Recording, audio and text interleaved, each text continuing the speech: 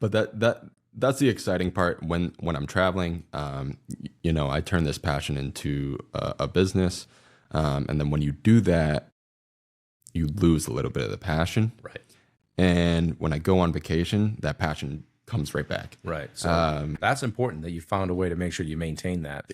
It's the whole, well, you take something and make it you work. You take something you love, make it work. You never work a day in your life. Yeah, it can also ruin something you love. Exactly. And, I fell in love with it quick, made it a business pretty quick, got burnt out pretty quick.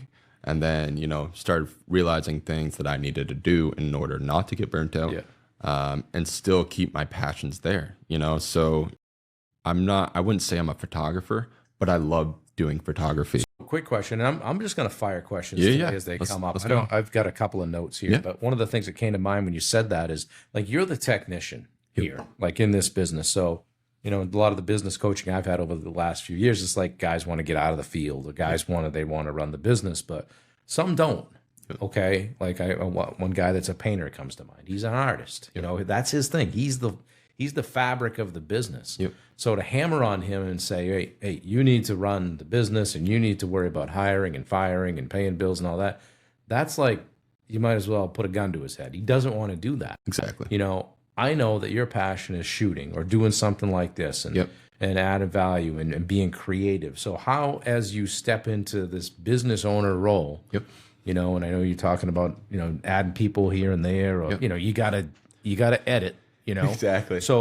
So how do you stay in the game and continue to move the needle with regard to your creative juices, but build a business? Yeah. Tough question, right? So I guess running the business part, it's funny. I think running a business was my passion before photography and videography. I remember as a little kid, walking up to my dad.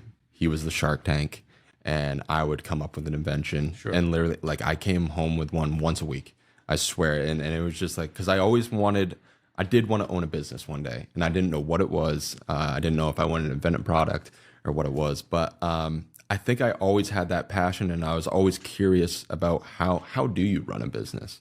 And now here I am, I found a creative passion, and I went with it, and I was like, okay, maybe I can make a business out of it. And quickly, it's a huge learning curve, right? Like, how to get paid on time, how to send invoices. I was sending invoices through emails. I was like, hey, this is how much you owe me.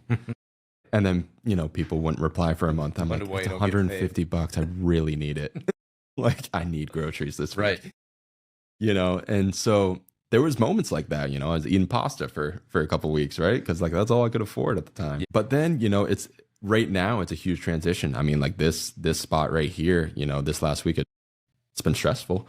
It took like 3 days to, like, move in, really get everything working. And, there's still bits and pieces that I want to work on. But then I have clients that need their work.